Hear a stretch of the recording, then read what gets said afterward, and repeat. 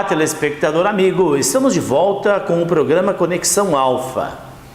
Eu sou o Dr. Celso Schaefer, sou psicanalista sistêmico e sou teólogo clínico e falo em nome do Instituto de Pesquisa e Tratamentos Humanísticos, o IPTH, uma instituição de apoio à saúde mental fundado em 1992, e nós temos em priori o tratamento de questões energéticas que servem como pano de fundo para a esquizofrenia, para a convulsão, que é a epilepsia, para a bipolaridade, para a síndrome do pânico e tantos outros problemas neurológicos que afetam a humanidade.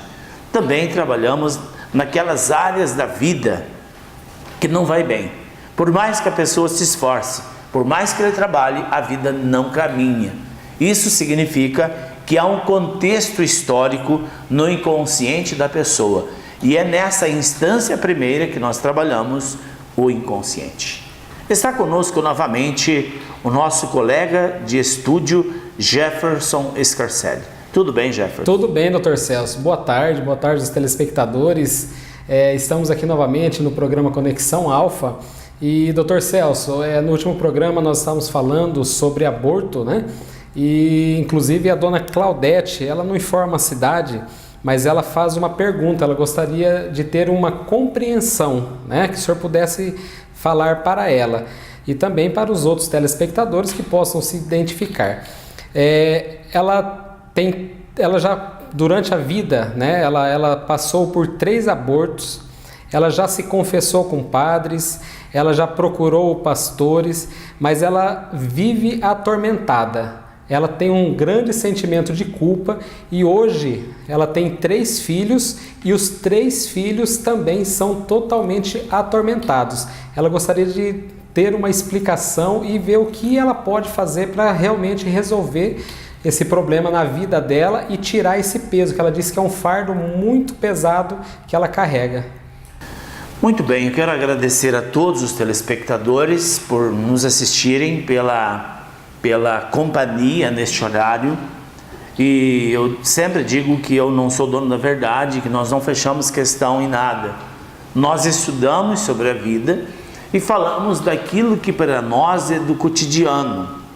Nós trabalhamos, eu trabalho no IPTH, indo para 26 anos agora, único e exclusivamente trabalhando com a mente humana. O meu colega de estúdio, o Jefferson, também é terapeuta do nosso instituto, se formou no nosso instituto. Então a nossa vida é a terapia e a nossa busca é a compreensão. E nós falamos da vida de acordo com aquilo que nós compreendemos na prática. E respondendo então a dona Claudete, jamais eu poderia dizer que os problemas dos filhos são as almas abortadas dos irmãos. Porque nós nunca vamos dizer que olhar para a pessoa e dizer, teu problema é X, teu problema é Y. Quem faz isso são os feiticeiros. Nós não somos feiticeiros, nós somos estudiosos da mente. Agora, que existe uma grande possibilidade, existe.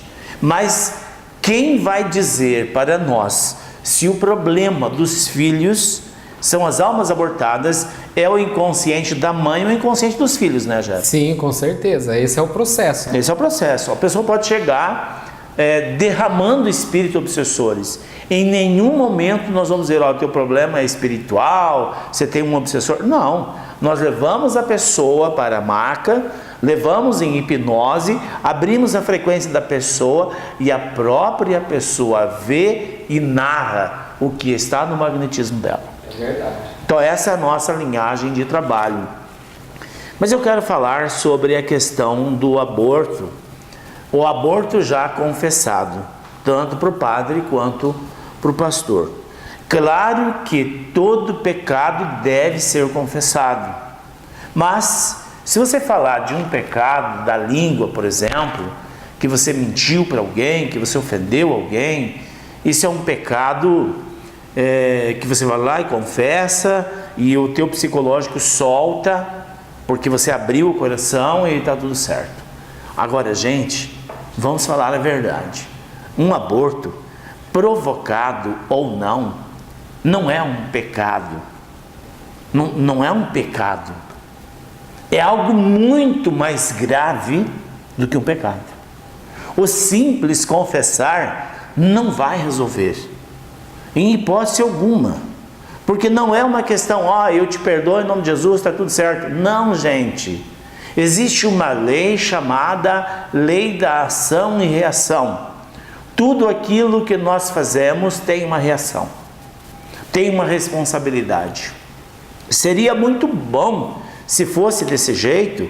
Você mata uma pessoa intencionalmente ou mata por acidente, aí você vai lá e se confessa, você não vai preso, não tem que pagar pena, seria fácil, né?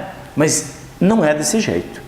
Quando se tem um aborto na família, existe uma alma do outro lado, na esfera do astral, que precisa ser encaminhado. Mas eu posso fazer um batismo? Claro que pode. Mas esse batismo tem que ser feito num processo terapêutico. Mas por que, Jefferson, tem que ser no estado terapêutico? Porque a nossa mente, ela tem vários estágios. E nós temos que abrir o córtex visual do cérebro, e nós precisamos entrar em conexão com o astral. Nós não podemos fazer um batizado de uma alma abortada, eu te batizo em nome do Pai, do Filho e do Espírito Santo, sem nenhuma conexão. Não há um contato com aquela entidade espiritual. Os batismos que fizemos no IPTH realmente são emocionantes. A mãe sente o filho, a mãe abraça o filho e sente o calor daquela alma nos seus braços. E aquele amor que ela não pôde dar, independente se ela tirou a criança ou se ela perdeu, aquela que tirou sofre muito mais. E o amor conserta tudo. E é este amor que a criança não pôde receber, pelas razões que nós não leva ao caso falarmos qual. A mãe tem a oportunidade de abraçar a criança, de conectar-se com a criança e descobrir o nome. E aí, neste ato de conexão com o sagrado, com o clã da família, nós batizamos aquela alma e ela automaticamente passa a pertencer à família de origem. Aí acaba a exclusão. Acaba a exclusão. E esse procedimento ele é todo feito através da terapia de constelação familiar, né? De constelação ou em hipnose no consultório. Tanto faz se na terapia individual ou na constelação familiar. Mas é algo muito profundo. Literalmente, nós trabalhamos numa outra esfera psíquica. E é ali onde está aquela entidade abortada que precisa de um nome, que precisa de um pertencimento, que é dado na hora do batismo. O batismo, ele não é religioso. O batismo é algo espiritual, independente da religião. As religiões fazem lá o seu batismo, mas desde que existe o ser humano na terra, esse batismo espiritual, o batismo em casa, tem o mesmo valor ou até maior do que o valor religioso. Porque quando se batiza numa religião, você está vinculado àquela religião. E nós respeitamos o batismo religioso, está certo, não estamos criticando de maneira nenhuma, mas nós estamos falando de uma questão terapêutica. Quando os pais chamam lá os padrinhos e fazem o batizado em casa, ali os pais estão inserindo aquela vida no clã da família. E é este o pertencimento. E posteriormente pode aliar essa criança ao clã religioso da família, não tem problema nenhum. Mas o verdadeiro batismo é aquele batismo em casa que os pais incluem aquela criança ao clã da família. E aí a exclusão acaba. E é mágico o resultado, né, Dr. Celso? O resultado é simplesmente extraordinário quando a pessoa está inserido numa doença, por exemplo, tendo como pano de fundo o problema de almas abortadas. Mas eu quero falar ainda sobre a Claudete, né? Da pergunta que a Claudete faz. Então assim, Claudete, a confissão não faz com que a criança seja incluída no sistema familiar. Não faz. É impossível. Somente através de ritualísticas terapêuticas que a criança passa a pertencer ao seu clã de origem. E aí sim, quando a criança é inserida no clã de origem, ela é levada para dimensões superiores. Enquanto ela não for inserida no clã da família, ela fica no magnetismo dos irmãos ou dos pais. Ou ora nos pais, ou ora nos irmãos. E por consequência disso, naturalmente aquele sentimento de culpa que ela sente, aquele fardo e toda a síndrome que os irmãos desenvolveram, começa a se resolver, né, doutor? Sim, no momento em que fizer o procedimento, se isso for o pano de fundo do problema, vai resolver instantaneamente, porque veja, o nosso psiquismo, ele trabalha para dar energia para toda a para o nosso complexo mental. Agora já imaginou uma entidade magnetizada em nós? O nosso mesmo magnetismo precisa produzir energia para nós e para aquela outra entidade que tem todos os campos vitais como os nossos, Jefferson. A pessoa entra em colapso, aí vem a depressão, aí vem a síndrome do pânico, não está faltando energia no cérebro. Aquela entidade que está no magnetismo acaba extraindo ou sugando ou vampirizando aquela energia.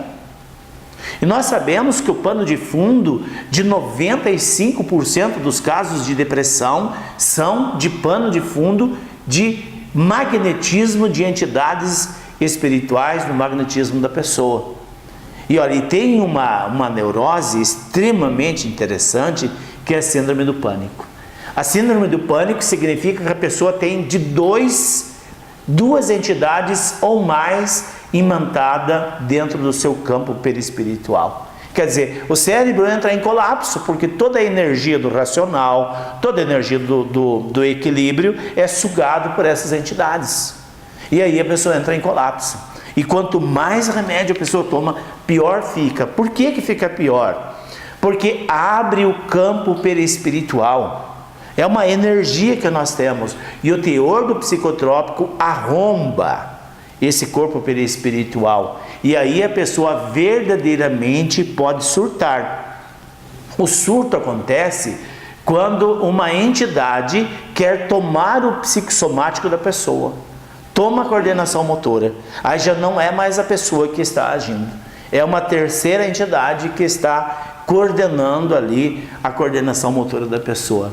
Interessante, né, Jeff? É muito interessante. É um entendimento fantástico, né?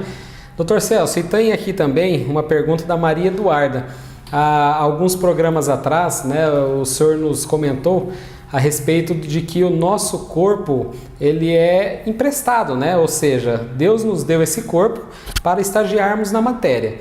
E no programa anterior, quando falamos, né, sobre aborto, surgiu a dúvida nela.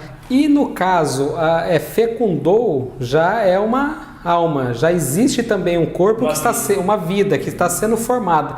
Como funciona? Qual é o destino, né? Se a mãe está de 1 mês, ou 2 meses, ou 3 meses? Então vejam, a Maria Eduarda, ela faz uma pergunta bastante interessante. E vocês sabem que até os anos, pelo menos eu converso muito com os meus pais, minha mãe é falecida, mas converso muito com meu pai sobre as questões da vida. As minhas 2 avós, materna e paterna, eram parteiras.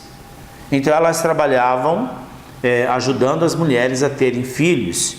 E quando uma mãe perdia o filho, podia ser de 1 mês. Aquele fetozinho cabia na palma da mão, era feito um caixãozinho e fazia um ritual fúnebre da família. A família ia lá, fazia um ritual fúnebre e enterrava e batizava a criança. E hoje, a ciência moderna, se a mãe perde uma criança de 3 meses, 2 meses, 4 meses, é colocado na balança. Se pesar 380 gramas, vai para lá tudo lixo. Se pesar 390 gramas, vai para o necrotério. O que determina se é gente ou se é lixo é 10 gramas. Não tem mais aquele amor. Não tem mais aquele comprometimento com a vida. Aquele corpinho que formou, independente se é desse tamanhozinho assim, ou se é desse tamanho, é um corpo divino. É uma engenharia genética espiritual que construiu. A vida não está mais ali, mas aquele corpo deve ser respeitado. Tem que ter um batismo e tem que ter um ritual fúnebre. Não precisa fazer como faz numa pessoa adulta ou numa criança, mas a família tem que fazer o luto. Porque quando não se faz o luto, os 7 dias de luto, chora-se pelo resto da vida. Pensa nisso. Se você tem chorado pela vida, chorado no sentido de ter sofrido, não dá certo aqui, não dá certo acolá, a pergunta é: qual é o luto não chorado que você está identificado? Pense nisso. E voltamos na próxima oportunidade.